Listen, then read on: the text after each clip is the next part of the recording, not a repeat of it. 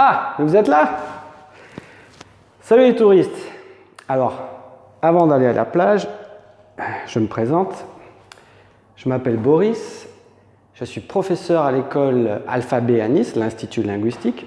Et d'ailleurs, je vous invite à visiter notre plateforme en ligne dans laquelle vous avez énormément de ressources, d'exercices de toutes sortes. Et comme je disais avant d'aller à la plage, je vais vous apprendre à planifier des actions dans le futur. Donc je vous invite à regarder, à observer les deux phrases ici présentes au tableau. La première, je la lis. Quand tu liras le journal, tu me le donneras. La deuxième, quand tu auras lu le journal, tu me le donneras. Question, comme j'avais fait avec la vidéo du passé. Question, quelle est la phrase correcte?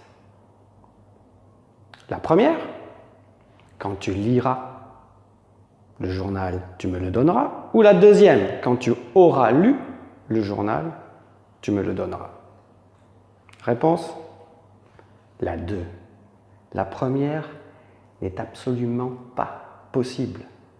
Pour quelle raison? Observez bien. Dans la première phrase, il y a deux actions. Dans la deuxième phrase, il y a toujours deux actions. Mais regardez bien la première. Quand tu liras le journal, tu me le donneras. Ce n'est pas possible. Vous ne pouvez pas lire le journal et le donner en même temps. Et tout ça dans le futur. Ça veut dire que dans le futur, comme dans le passé, il est important d'avoir une chronologie des actions. Des actions. Et c'est très important, retenez ça, une action. Ça veut dire qu'ici, il est impératif, il est obligatoire de finir de lire le journal pour le donner. Donc, dans le futur, il y a deux actions. La première, lire le journal. La deuxième, donner le journal.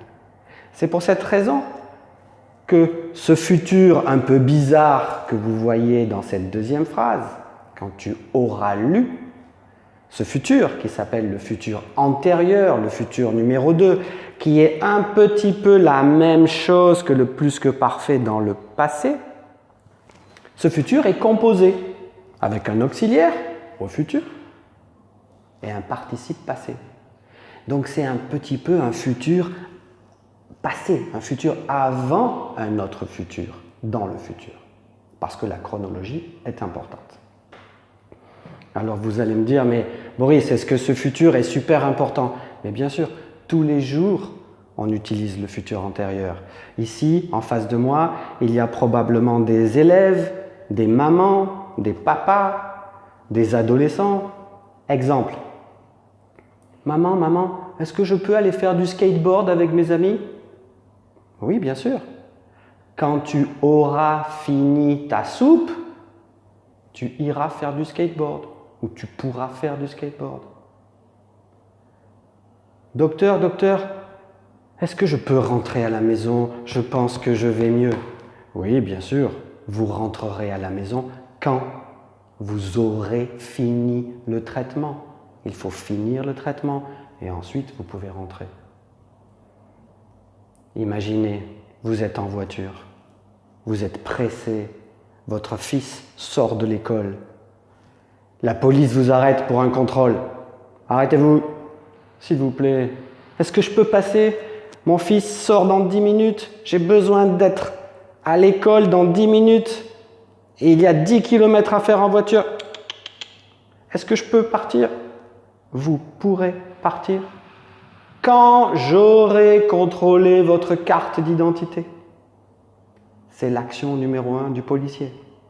Donc tous les jours, on utilise le futur antérieur.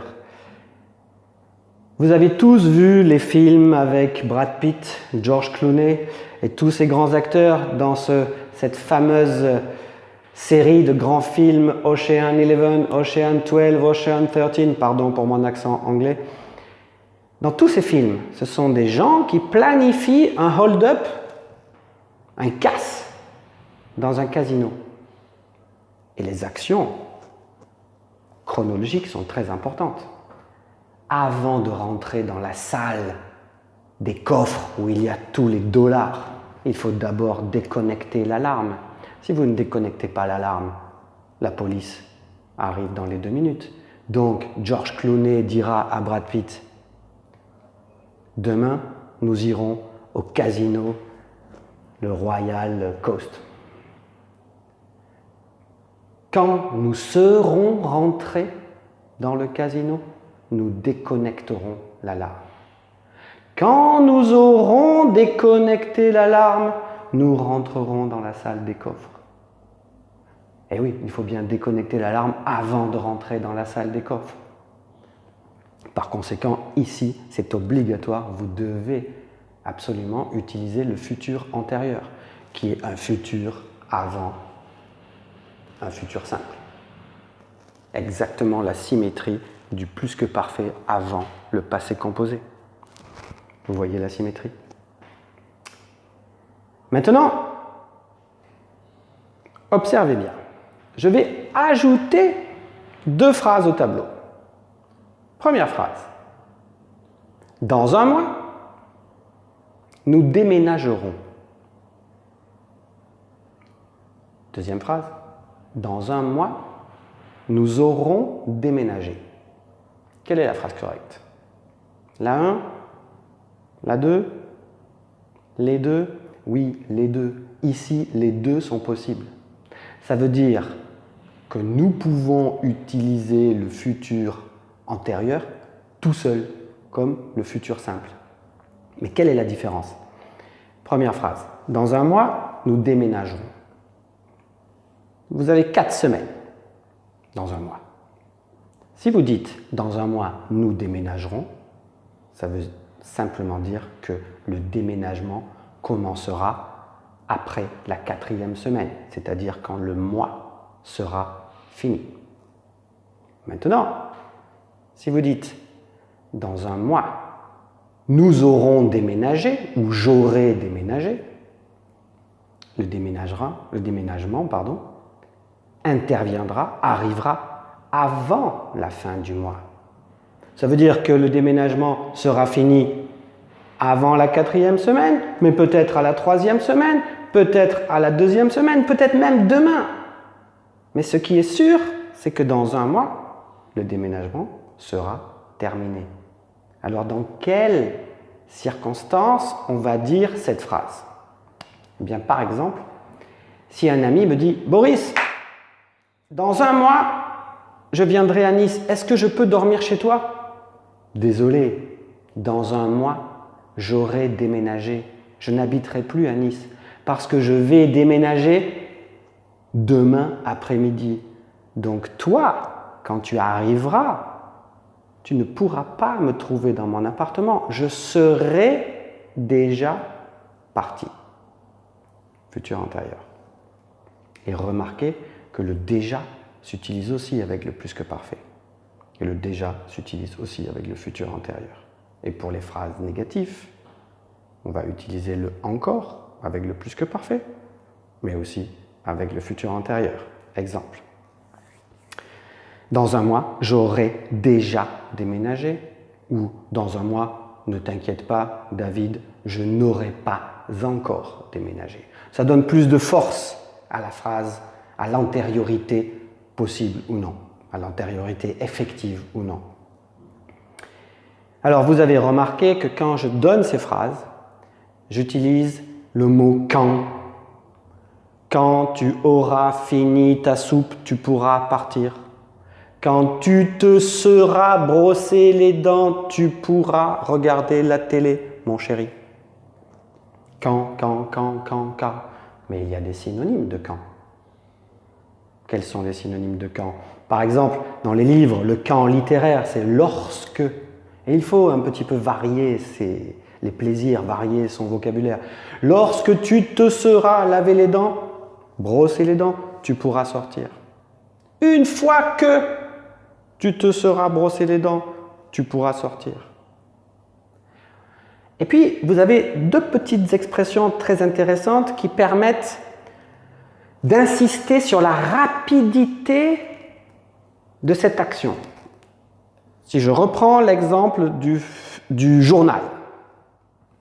Dès que tu auras lu le journal, tu me le donneras. Ça veut dire tout de suite après. Je n'ai pas beaucoup de temps, mon train va partir. Dès que tu auras lu le journal, tu me le donneras. Synonyme, aussitôt que tu auras lu le journal, tu me le donneras. Dès que, aussitôt que, permettent de donner un peu plus d'idée de rapidité de cette première action. Ok? De montrer que vous êtes pressé, de montrer que vous êtes impatient. Donc, on peut utiliser le futur antérieur en opposition avec le futur simple, c'est-à-dire en addition, c'est-à-dire dans la même phrase, comme dans mes premiers exemples. On peut l'utiliser tout seul, parce que le futur simple est sous-entendu. Exemple. Maman, maman, est-ce que je peux sortir avec mes amis? Oui, quand tu auras fini tes devoirs. Point. Tout simplement pour ne pas répéter « oui, tu pourras sortir quand tu auras fini tes devoirs ». Et la construction est super facile. Il suffit de savoir conjuguer l'auxiliaire avoir ou l'auxiliaire être au futur. Ça, vous savez le faire. Plus le participe passé qui ne change pas dans toutes les conjugaisons composées en français. Au passé composé, au plus que parfait, au subjonctif passé, au conditionnel passé. Le participe passé est le même. Donc, si vous savez conjuguer avoir ou être au futur, vous savez faire du futur antérieur. Donc, j'espère que vous avez aimé, que vous avez compris. De mon côté, je vais aller à la plage, parce que chez nous, il fait beau. Et d'ailleurs, je vous invite à venir nous voir. Mais en attendant, vous pouvez liker cette vidéo, vous abonner à la chaîne YouTube, nous suivre sur Instagram, sur Alphabet French School, où vous avez énormément de ressources et vous pouvez de cette manière progresser un peu en français en attendant de venir nous voir. Amusez-vous bien et bonne continuation. Pense à faire. Ah putain, c'est con. Ah, c'est quoi déjà que je dois dire là? Donc là, je la refais. Putain, je sens que ça va me faire caguer. De nous suivre sur Instagram. Nous avons Reprends-le. Ouais. C'est comment on dit? Un compte Instagram.